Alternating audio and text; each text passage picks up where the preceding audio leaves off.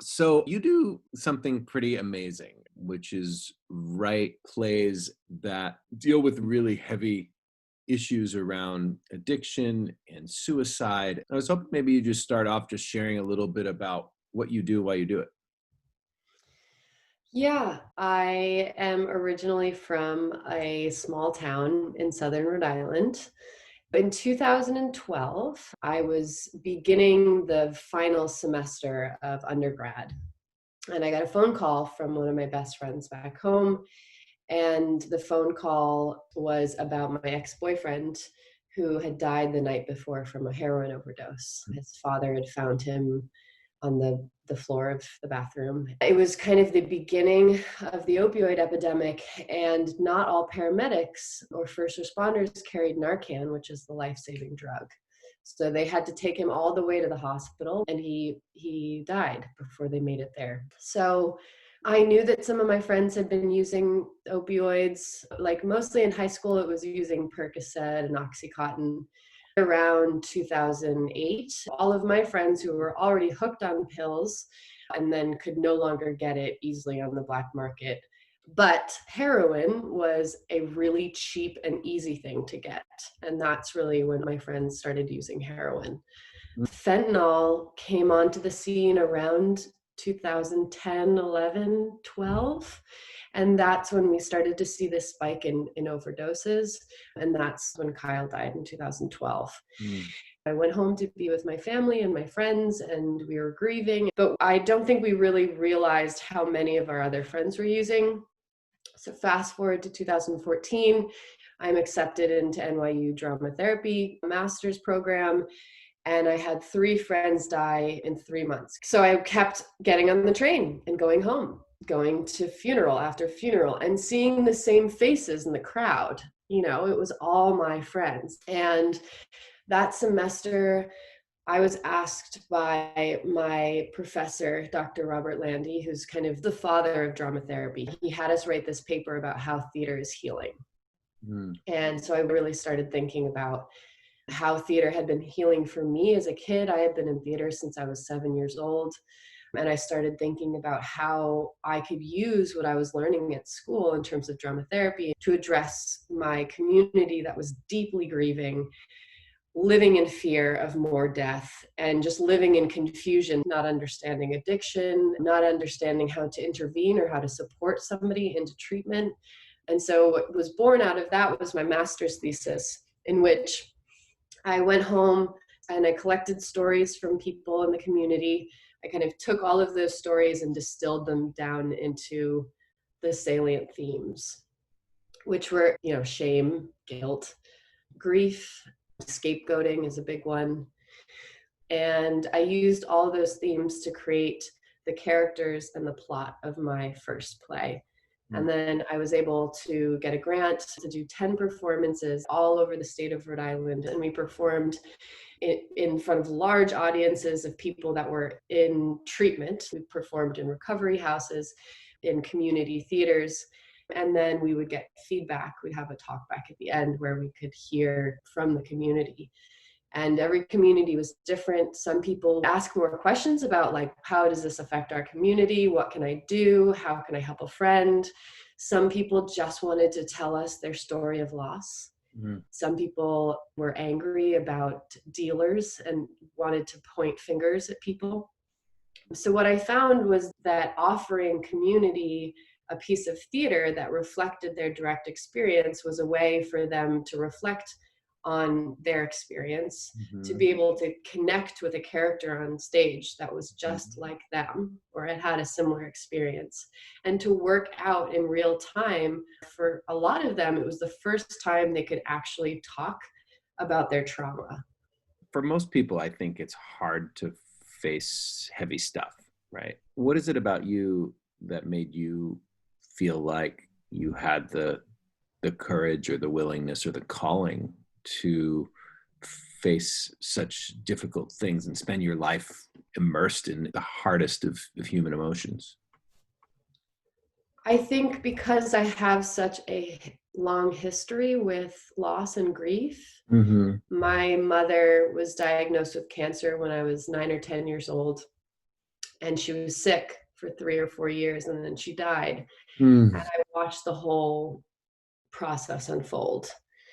I was young enough that it was traumatic and I had no control and I didn't know what was going on, but I was old enough to understand what was happening. Hmm. And so I've done a lot of work around that. And I think I've been kind of primed to talk about loss and grief and hard things because I had to at such a young age. My mother was really big on volunteering and giving back. I grew up with lots of foster kids in my home. I grew up pretty wealthy, and every Thursday night we cook food and we bring it over to the local homeless shelter. And we had foster children live with us for years on end, and I learned about their trauma and helped kind of support them.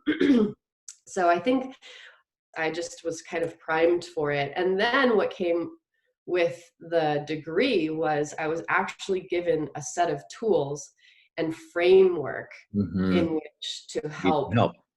I think if I didn't have that framework, I don't think I could have been able to do what I did.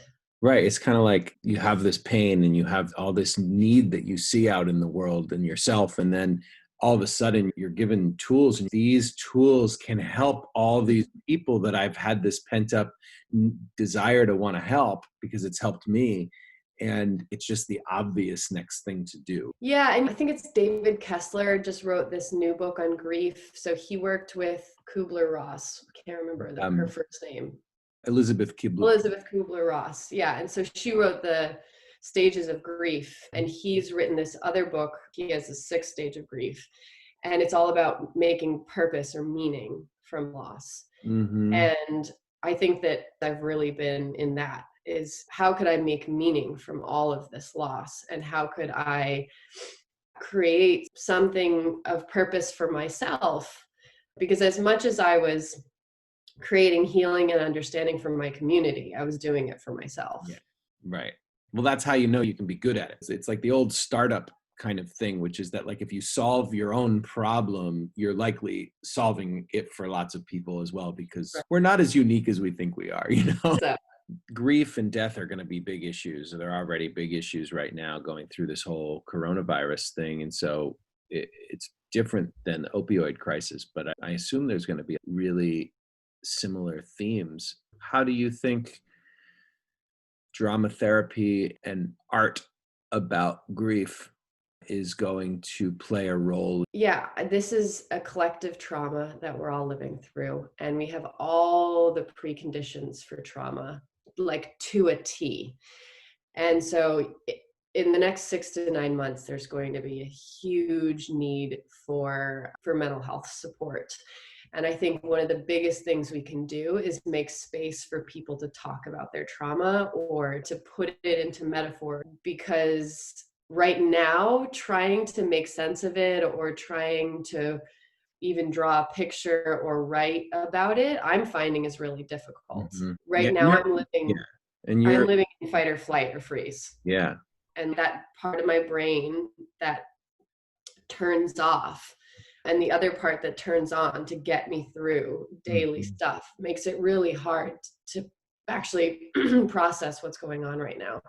So I think that one of the biggest things we can do is just make space for people to talk about their experience. I think Mhm. that's As much as we all, poo-poo social media, one of the things that's really happened, I think, over these last couple weeks is because people are in personal isolation, they're actually sharing uh, mhm. more publicly, right? A lot more Facebook lives, a lot more videos. I know I've been doing some of that too, and it is differently therapeutic when you share something with a broader audience and people say, oh, that resonates, I get that, that's what I'm experiencing too. And for a lot of people, it's probably some of the first times they've ever taken that sort of vulnerable leap to share, and how therapeutic that can be. Have you noticed this difference between someone talking to a friend versus performing something for a broader audience? Yeah, I think in talking to friends, you're still processing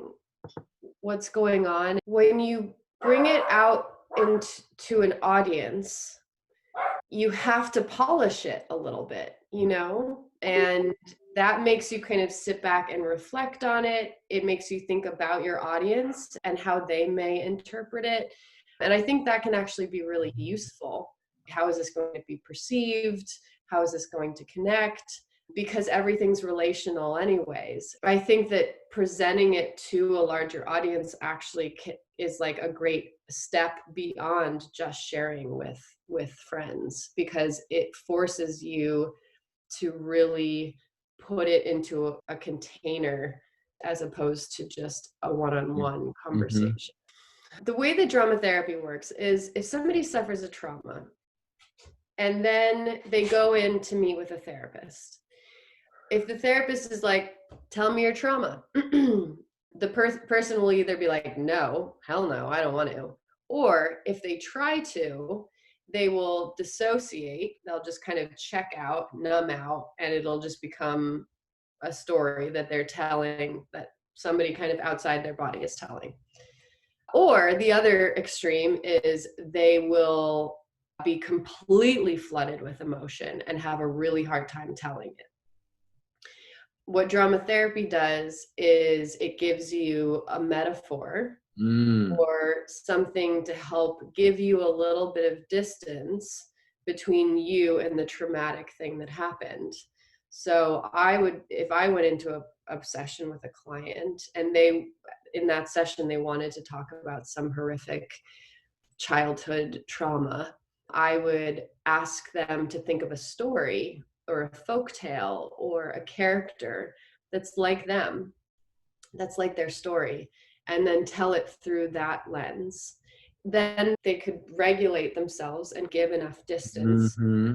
between them and the thing that they were telling.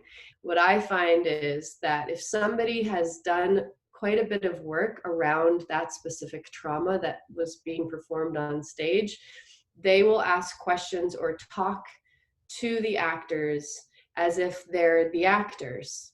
What was it like to play that role? Do you have any connection to that role? This was my experience. They'll tell their own experience. With Mm-hmm. somebody who hasn't worked out or still has some stuff to work out with that specific experience or trauma, they will address the actor as the character. They will actually call out to that person in the character's name, and they'll talk to them as if they're still the character, and they will talk about the performance and things they liked about it or things that they connected to, but they won't tell their own personal experience Mm-hmm. because they've been given the option to have a little bit of space to talk about the thing that's really hard to talk about. Does Very that interesting. make sense? Yeah, It's totally. fascinating. Right? I think everybody experiences that. Like when you're going through some really tough conflict or some really tough thing in your life, you turn on the television Mhm. and like you watch a movie, and even though you weren't intending to pick a movie that deals with that theme, it's like, oh my God, it's so relevant to this thing I'm experiencing. Or you have a conversation, and the next thing you know, they're talking about this thing that seems very relevant. And I wonder on some level if everything is kind of helping us resolve things. And so whatever it is, whatever gets sort of like thrown into the mix, we're going to somehow figure out how to make that thing be the thing we need to move forward, right? It's Yeah, use everything as everything isn't a step, but we can use anything to become a step, right? yeah. We're To, meaning makers. and so you're saying, okay, if that's the case, let's see how much meaning we can intentionally make. How can we create enough of an experience for people such that they start to process? Hmm. Um, uh, I had one of our actors, I think it was her first show, and she was playing the main character who's struggling with an opioid use disorder. Most of our actors are either people in long-term recovery themselves and or family members of people struggling with addiction. So they have like very close personal connection. This one actor is not in recovery. She was walking to her car after the show, and a man from like that was in the audience came and stopped her, and he said, I know you're struggling right now, but you're going to be okay. You're, everything's going to be okay. Then he started talking about his daughter, who was about her age, that he was worrying about. And He's like, oh, and you look alike and your names are similar, but I just wanted to let you know, like, you're going to be okay. And then he walked away. And Jane at first was like, wait, I'm not the character. But then she was like, she paused and just kind of let him speak. And he was speaking to himself. He was speaking to his daughter, even though like he knows she's just a character, right? I mean, we've set the stage. This is a stage. This is not real life. These are characters. We all understand, plays and theater anecdote that just show how wonderful story and performance can have to help people connect and reflect in that moment on what's going on with them. Totally. And I'm imagining for a lot of people to think about, like, okay, so let's say you've gone through some traumatic thing, death and dying and grief all around you. Like, the last thing you want to do is go see a play about it. That's probably true. Right? I could just see like people watching this being like, oh my God, all these people are dying all around me. And wait, you're going to make a play about it? And now I'm going to go see that and I'm going to feel sad. Do you get that, that feedback too? Well, those people don't come, so they don't give you the feedback. Yeah, so people don't come for a couple reasons. The biggest reason I've heard that people don't come is they don't want to be seen by other people in their community. Oh, because they think if they come, that if they come, then that means that they're struggling with opioid addiction, or somebody in their family is, and they're going to be judged. Interesting. Yeah, most of the time, that's what. Are most of the people that come people who are struggling with that, or some people just come because like they're just interested in deep things? It depends on where we are. It depends on if we're in like a theater or if we're doing like a town hall thing or if we're in a recovery center or something like that. So it definitely depends on the venue. But what I've done is I have used different distancing techniques to help audience members regulate their body. So one thing that happens that's unique to theater is being around other people and being able to feel presence with other people helps you co-regulate your body. So that's one thing. Another thing that helps you co-regulate is you see somebody on stage laugh and you laugh. Right. Yeah. You're co-regulating. You see somebody cry, you cry. You're co-regulating. Right. And a lot less of that happens in screens, which is interesting. Like one of the things that like I always notice watching like comedy, right? If you watch a comedian and they're doing it to an audience, the audience is always laughing a lot, like way more than you do sitting. Right. The threshold for laughter is much higher when you're sitting in your living room than when you're around everybody. And I wonder how much that has to do with this thing you're talking about how we're all co-regulating. And I'm sure, yeah. So I use different distancing tools, and these are like bound in drama therapy theory. One of the things I do is I never have the audience sit too close to the stage. That was something I realized pretty early on. We were performing in black box theaters and the audience was physically too close to the stage. And when we would turn on the lights to have the talk back, they were all kind of like, they were too close and too emerged, right? So they couldn't regulate their bodies. They felt overwhelmed. They had a really hard time with the talk back. Another thing I did was humor is so important. Being able to laugh and have that release is so important. So almost, I would say after every like really big, heavy scene that I have, there's always some comedic something that happens because people are literally holding their breath generally through those scenes that are really hard, or they're crying or whatever. And to have that comedic moment, they let out their breath. Yep. So that's one of the things that I've done. Did you ever? Oh, go ahead. Yeah. Another thing that I did in my second play was, because most of the scenes are happening in therapy, I can have the therapist character be a therapist for the people on stage, but also he's a therapist for everybody who's watching.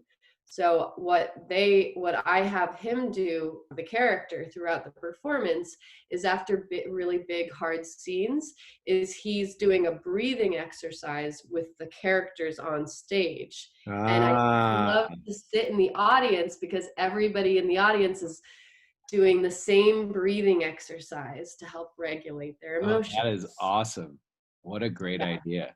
What a great. Yeah, it's really fun actually to sit in the audience and to listen to people Oh, if breathe. you remember, I went to one of your plays. Yeah, you did. That was like my first really weird experiment when I didn't really know what drama therapy was, but was trying to figure Wow, that thing was intense. I did not know what I was walking into. it. It was really intense. It was probably it. I didn't understand all the things I understand now, and Sure. probably traumatized some people, but I don't think it was as therapeutic for the audience, but I will say for our Yeah, actors, yeah. the other woman in the performance, I don't know if you remember, but she read the letter to her alcoholic father. Yes, yes, I do. Now that you And mention it that's was all powerful. the things that she's never been able to say.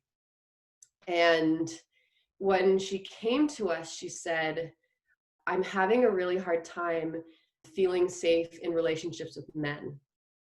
And what we realized was it was because of this thing with her father. I reached out to her maybe 6 months after, and she said, you know, the work that we did together was really amazing, and I'm in a healthy relationship with a man, and I'm like, and it feels really good. And that was, Wow, yeah, that was really awesome. So wow.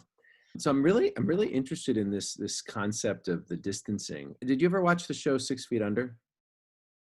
I tried to start it. I don't, Didn't you'd think I'd like dark things, but So I consider 6 Feet Under to be like literally the best show ever made. I've heard this from other people. Maybe I should go back Yeah, and it's really good. I mean, it's a little dated now. I mean, a lot of the social commentary will seem very outdated. right. The reason I bring it up is because I remember asking somebody who was just not that deep, usually as a person, right?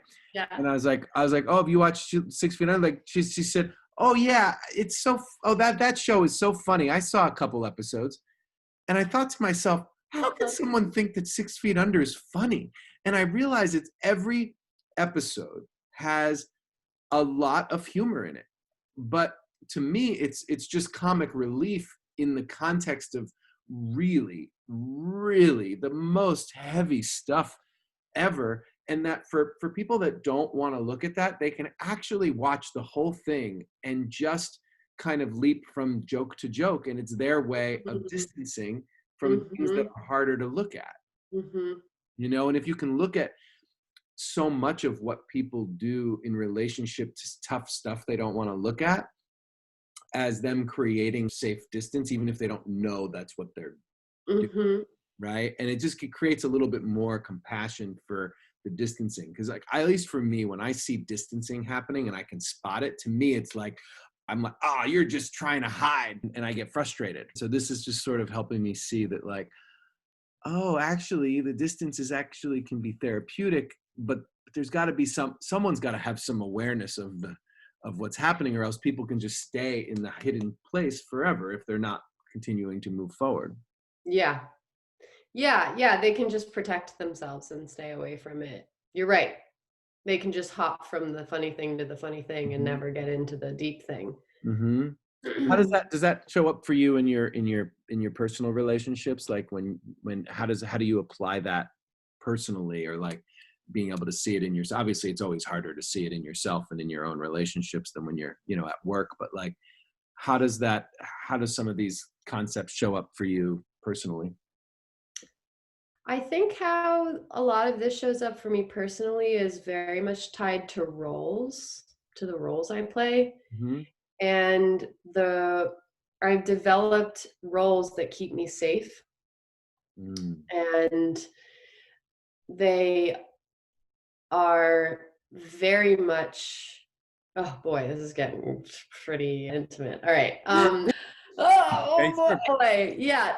I would say that the role I play with my family, especially with my father and my brother, is mom, is caretaker. It's a mom that kind of has everybody a little bit at arm's length. Do I know why exactly I do that? Not totally, kind of. I also would say that I think generally in life, I play caretaker, and it's because it's the safest role for me to play. It's the role that came out of the trauma of losing my mother as a child. If I can just take care of everything and everybody, everything will be okay. Mm-hmm. It's made it really hard to be in romantic relationships with people that feel balanced and equal.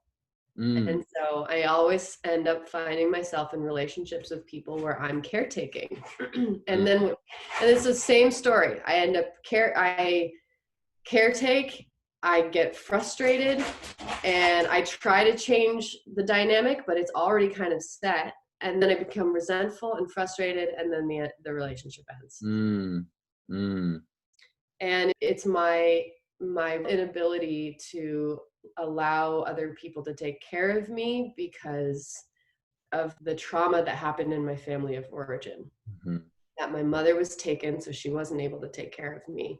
And then my father left for a while after her passing.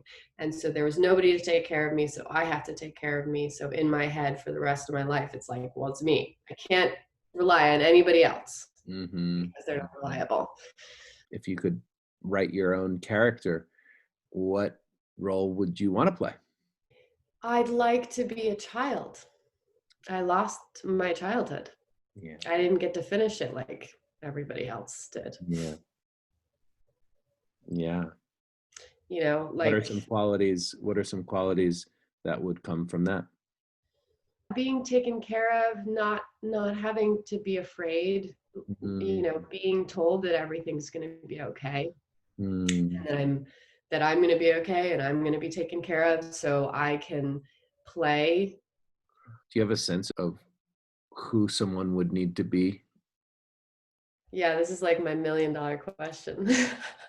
to, in order for those muscles, that hypervigilance to release? I mean, obviously, it's partly work for you. I would need somebody who already has their stuff Mm-hmm. figured out, not figured out, but it, you know, is independent in their own way.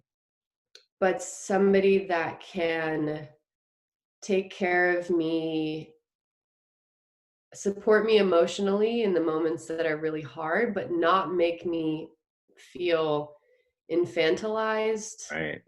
That's the. This the pandemic is so perfectly aligned with my trauma. There was disease, death, and dying, and then we hit financial hardship after my mom passed. And it's like so perfectly mirrored. Mm-hmm. But yeah, I did this drama therapy exercise the other. So that was actually my therapy session this week. It's been coming up a lot. You know, I think for those of us who have past trauma histories, the pandemic is like a great shit stir. Bringing it Um, all up, huh? and not ever brush things away. You know, I've been in relationships with people where they're like, well, it's been 18 years. Shouldn't you be over your mother's death already? Mm. You know, so it's got to be like somebody who can hold me and all of my kind of grief and loss and do it in a way that doesn't feel infantilizing. Yeah. Yeah. That's really the challenge. Yeah, Yeah. especially if you're really sensitive to feeling infantilized, right? So it's like this very tiny, like the tip of the needle, right? It's just like, oh boy, there's a really thin spot to get that Yeah. thread through. Somebody with a lot of patience, probably. Don't we all? Don't we all need that, right? Yeah. What wants to come out now? Like, what sort of little creative whispers are poking around the edges right now that are kind of fresh? This new project on suicide, I'm really fascinated with suicide because it's as complex as addiction. Mm-hmm. It's as, That sounds like a barrel of laughs, man. Wow, Bess, I know. you really go for it.